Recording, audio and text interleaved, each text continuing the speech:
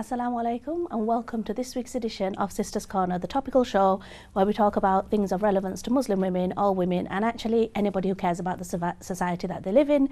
And so thank you for joining me and spending some time with us this evening. I'm here with Inspector Kevin Taylor and with Mohammed Ali from West Yorkshire Fire Service and Kevin's from West Yorkshire Police, and we're going to have a discussion today about community safety, particularly in the run-up to Halloween and to Bonfire night and all the things that can go wrong around that time, but also what we as communities can do to protect ourselves and our loved ones and our pets, and also just for people to be aware of some of the issues.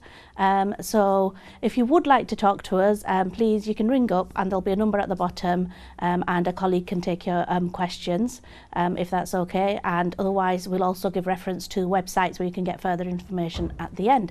So without any further ado, thank you both very much for making the time to come and see us here. I know you've got busy schedules. So Kevin, Inspector, shall we start with you? Would you tell us a little bit about who you are and what your role is with West Yorkshire Police? Right. Good evening, Maria. So my name is Inspector Kevin Taylor. I work for West Yorkshire Police here in Bradford, and I am the Partnerships Inspector for Bradford. So my role is a varied role, and it covers everything from working in schools. So we have a Safer Schools partnership where I have 17 officers that are embedded in 37 schools and colleges across the district. I'm responsible for delivering Bradford Police's response to hate crime within the district, which is obviously a very important subject. I have the cybercrime team, which is a team of 6 PCSOs that deliver cyber safety online messages to primary school children. We visit every primary school within the district, and if your viewers are from Bradford and they have primary school age children, they will have met some of my team. That is really, really valuable work, keeping children safe online. I'm also responsible for community engagement, so my role is about building trust and confidence in our communities with the police, and I have a team of 5 officers that deliver that really, really important work. And I have various other departments and responsibilities, but that gives you a flavour. In essence, my job is to work in partnership with communities and with other statutory organisations to build trust and confidence in the police. That covers it, I think. And to keep everyone safe. Keep everyone safe. Yeah. That is our primary role and function. Yeah, absolutely, thank you so much. And what about yourself, Mo? Yes, Assalamu alaikum. Walaikum salam. Myself, Mohammed Ali, I'm the District Prevention Manager, been in the service for around 15 years. And my role is to manage the prevention within the Bradford District. Ultimate aim is to reduce death, injury, economic loss and promote health and well-being within the district. Some of the work we carry out is going to schools and provide, especially for Year 5s, fire safety within the home, importance for smoke alarms, where we cover aspects of road safety in there. We also go into community centres, community groups, provide them education in terms of fire safety. The other biggest role we carry out is going into people's home and provide safe and well visits, which entails going in, looking around the property with the occupants, looking at fire risks and providing advice, safety advice in relation to the risks identified, and also to sit with the individuals and devise an escape plan, so what to do in event of fire. So that's a varied role. I was just going to say it's quite varied, and both of your roles are district-wide, are they? So across all of Bradford? Yeah, Bradford Right. district-wide. Fabulous. So, you know, you both sound like you're local people. Your accents give you away a little bit. So are you quite invested in Bradford personally? Is it a place that's, you know, important to you? Yeah, I mean, I live in Bradford. My family's from Bradford as well, so I've got an importance within and interest in Bradford as well. Mm-hmm. What about you, Kevin? So I was posted to Bradford District about 5 years ago when I was promoted to Inspector. I have found Bradford to be the most welcoming of places, and I've developed a really deep passion for the city of Bradford, and to do my bit to work with communities to make Bradford a safer and better place to live and work, and you know, after living in another part of West Yorkshire for almost 40 years, I, together with my family, have moved into the Bradford district. So I would say that I'm extremely committed to Bradford, and my intention is to spend the rest of my police career here in this role. It's a place that I love to work. I find it so friendly, and it certainly isn't the city that you would have certain aspects of the press, believe that it is. It is such a warm and engaging city, and yeah, like I say, I intend to stay here. Fantastic, and you're welcome back then if you've got such a positive view. But to be fair, viewers, we'll also be talking, all the messages that we will give out are relevant to Bradford, absolutely, but in terms of the messages around prevention and protection, they're all absolutely relevant to any place in the UK and possibly much further as well. So, as I understand it, you're now, both of you, getting into a really busy period for both the police and West Yorkshire. So it'd be really, West Yorkshire Fire Service, sorry. It's not just specific to West Yorkshire, this behaviour, is it either? So what is it about this time that makes it so challenging for yourselves? Maybe start with you, Mohammed, and then... I mean, in terms of from the fire service side of it, it's the Bonfire and Fireworks, ensuring that individuals out there are following the firework code, making sure that letting off fireworks safely, and also in terms of lead up to the bonfire itself, to ensure the bonfires that they are setting up, they are safe, and the other aspect of it is to reduce injuries occurring within individuals. Yeah. So, in terms of keeping communities safe, I just wanted to tease out with you a little bit. Have you seen more of an increase in the number of bonfires, not the organised bonfires, you know, and the bonfire parties and stuff, but the unauthorised, if you like, the sort of garden ones, the end of road ones? Has that grown over time, or? I mean, with my experience over the last 15 years, as we, you know, year by year, we tend to find there's been an increase in number of private bonfires within the own back gardens or outside on the street. So it has increased in terms of numbers. And it used to be that people were hoarding, you know, keeping on to all their old rubbish so they could burn their settees and their sofas. Now, that's not particularly safe or the healthiest thing to do, is it? No, and I think some you know, individuals may have old furniture which may contain toxic chemicals, ammonium cyanide, which is produced from the materials that are used to manufacture these furniture, so it's not safe. And I know in the past, I'm going back to my childhood, I don't tend to be out and about on firework now, if I'm honest. People used to put old carpets and stuff like this on, you know, it was almost like a clear out, wasn't it? It was a way to get things done, and it's not bespoke to any one community, it was just right across the board. People used to save, I had a friend who used to say people bring out their skeletons. It's just basically everything that they've kept for a year, they think is now the time to get rid of it on a bonfire. Yes, it's an opportunity for individuals to bring anything out within the properties, and a time for them to start burning stuff on bonfire night. So what are the risks then with those kind of sort of the private bonfires, if you like, in terms of size, structure? Can it run away with them? And obviously there's the toxic fumes and... I mean, in terms of private bonfires, you tend to find people are not trained to set the bonfires. There are some safety implications that you need to ensure people are well away from the fire, because you've got radiated heat, you stood close to it. Also, in terms of the composition of the bonfire, some people tend to make it quite tall, and then as the fire spreads, it starts to increase in the heat spread from the bonfire itself. Sometimes they stack it up one-sided bonfire, so it could actually collapse, and if people are stood close by, it could fall on them.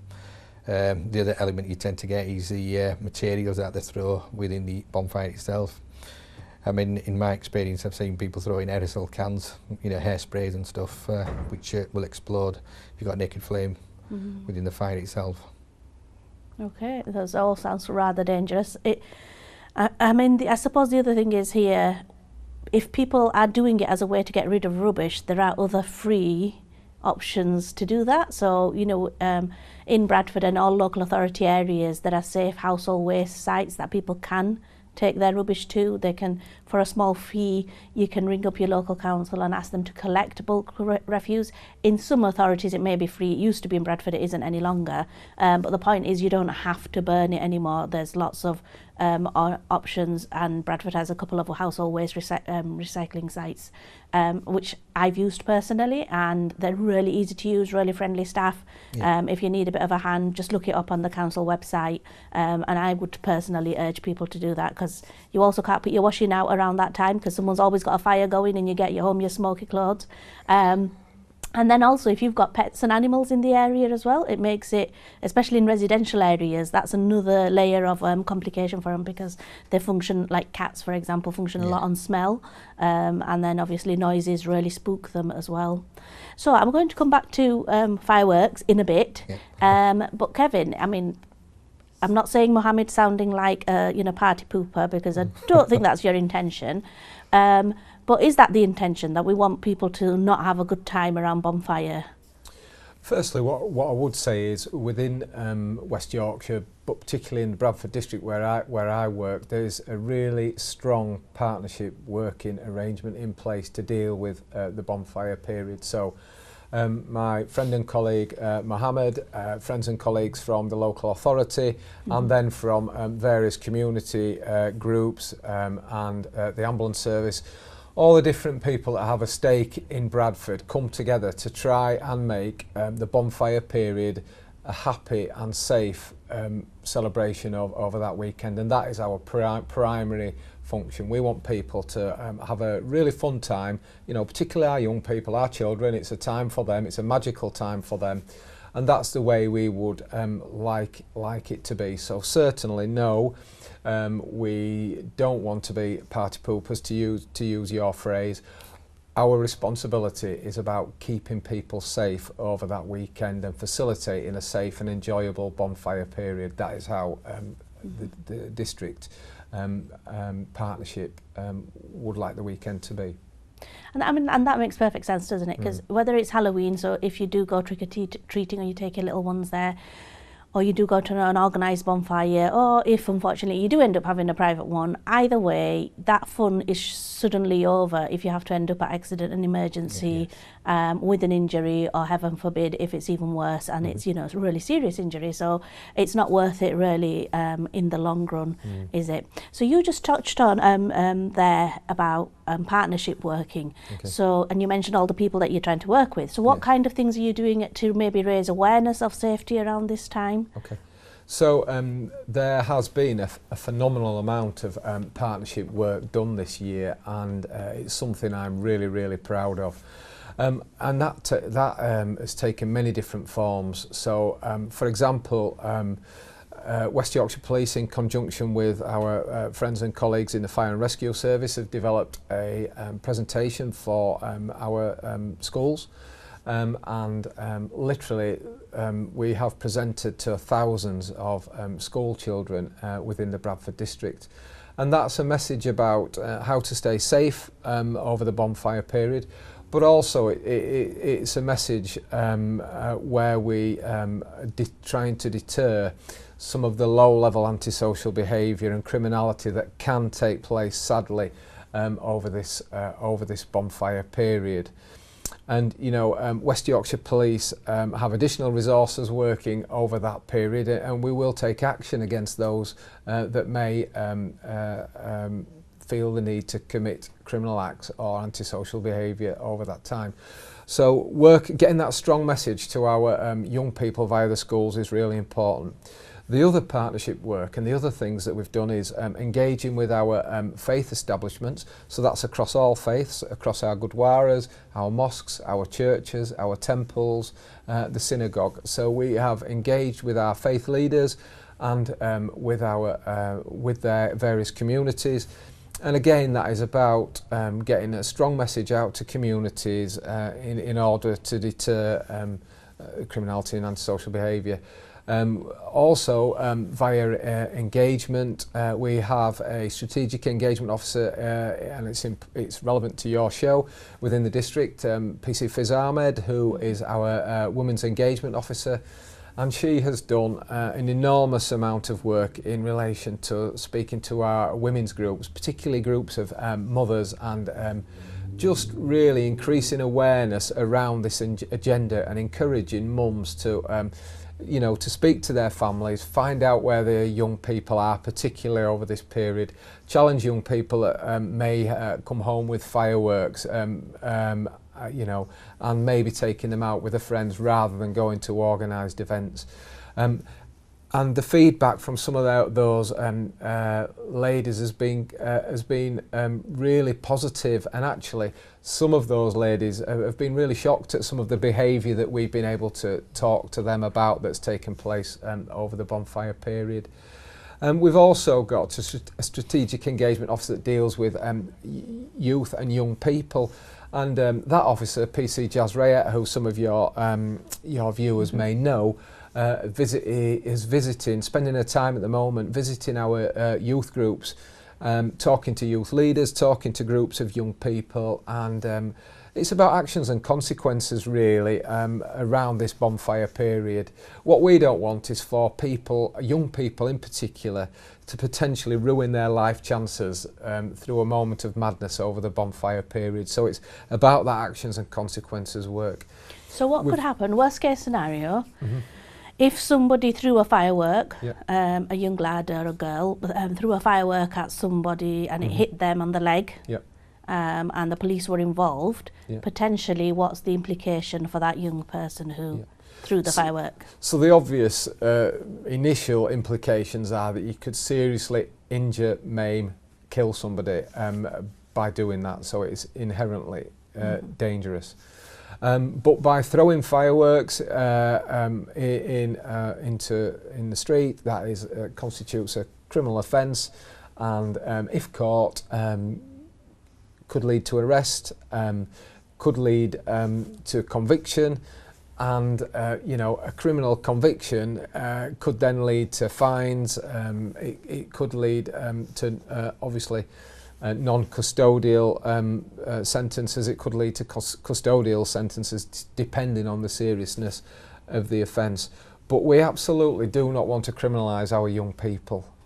So our message would be to those young people, you know, that engage in that behaviour is don't think about the consequences, think about what this kind of behaviour does to the image of Bradford, because we do not want our city to be seen by the press and in you know, the TV, in the papers as being this city where this kind of behaviour takes place and is seen as normal or acceptable. Normal. That is not Bradford. It's not the Bradford I know. And what I would say is, I would stress that this is a small minority amongst all our communities. It's not one particular community. This is small minority.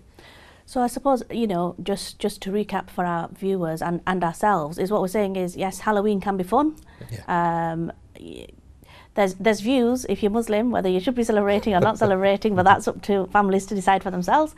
Fireworks night, bonfire night, you know, all of that can be fun in a managed way. You may or may not choose to want to spend your money on it going up in a poof, but there are some things that you can do to obviously take some precautions. So if you don't mind, Mohammed, can you talk to us a bit about, so we've talked a little bit about bonfires, and we've talked a bit about what happens if people don't handle fireworks and are causing mischief on the night. And I know it's called Mischief Night as well on the 5th of November, but we would rather like it just to be called Fun Night. We want people to safe and have fun. So what can people do to protect themselves around fireworks? Yeah, but in terms of the fireworks itself, if they follow the firework code, which entails sparklers not to be given to children under the age of 5, because they burn at 2000 degrees Celsius, which is 20 times boiling point of water. So you can imagine if you burn your hand in water, what it would do if it's 20 times boiling point of water. Yeah. I was just saying there's an image there. You can also get details of the firework code online. Yeah? Yeah. Oh. So, like I say, sparklers, if you are giving it to children above the age of 5, make sure they've got gloves on and they are holding at arm's length and away from other individuals, because what you tend to sometimes find is your kids playing around with fireworks, pointing at each other, the sparklers. And once they are out, then you need to ensure you've got a bucket of water or sand close by so you can put them in. Because the children under the age of 5, we don't recommend them having holding a sparkler. Your older brother might throw one on the floor, or your cousins, relatives, and then the younger children might pick it up without the gloves so they can burn their hands. The other aspect in terms of the fireworks itself, to follow the instructions that are on the fireworks box itself. Use a taper to light the fireworks. Don't use lighters and stuff. Or matches. Or matches. So majority of the boxes do get provided with a taper, so use that taper to light your fireworks. Light them at arm's length. And if they don't go off, don't go back to that firework. Leave it, overnight, and then pick them up in the morning. Because that's where you get the accidents where sometimes people go to look at them and then they go off in their eyes or their faces, etc., or on the hands. Yeah, because sometimes what we get is people waiting for the firework to go off, and they've been waiting for a couple of minutes, it hasn't gone off, so they'll go and investigate why it hasn't gone off. It might just suddenly explode and you're right close to the firework. It could cause serious injuries to yourself. Also, in terms of the fireworks, make sure they're stored in a box or a tin. And when you are reading instructions, especially at night time, because it's going to be dark outside, don't use lighters or matches to read the instructions. Make sure you've got a torch close by. Making sure individuals have got warm clothing on when they're outside. And also buy fireworks that have got British standard on and from reputable shops. Fireworks. I mean, they're so available now, because I remember when I was growing up, it was quite hard to find them, and they seem a lot cheaper than they used to be as well. So it was sparklers, I think you can get them for 50p or £1 now. That wasn't my experience when we were children, and certainly any of the bigger, louder, more fancier fireworks were really prohibitively expensive, weren't they? Whereas they don't seem quite the same. Well, I think what you're finding is a lot more shops opened up selling fireworks, and the competition and market out there is causing the reduction in price of these fireworks. Okay, and then the other thing I suppose we should mention is it is one of the busiest period for yourselves, West Yorkshire, for the police and the fire service, but also for the ambulance and the emergency services in the hospitals as well. And it's because of those sorts of burns-related injuries, etc. So do you all get an increased volume of calls and activity around that time? Do you have more staff on as well? When it is busiest period for blue light services during the bonfire period, so we do have extra resources during that period. But ideally, I mean, the perfect outcome would be that you're all sat around board and have nothing to do on bonfire night, wouldn't it? Because that means everyone's safe and doing exactly what they should be doing. So the other thing that I'd like to just tease out with you a little bit, we talked a bit about obviously what you're doing in terms of partnership, raising awareness, and what you're trying to do together. And I suppose one thing that I want to tease out a little bit is what can communities do? And how do communities come together to protect their people, so their elderly, their children, and the young people who are out and about who just want some fun, but then sometimes, as we know, fun can tipple into something else.